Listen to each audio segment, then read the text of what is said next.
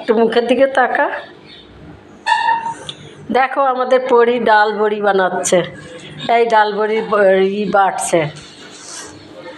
তারপরে এইবার ডাল বড়ি ছাদে দিয়ে যে এক একটা করে টুক টুক টুক করে দেবে। দেখো বাটছে। বাটো বাটো। এই তো ভালো পারে, দেখি মুখটা একটু।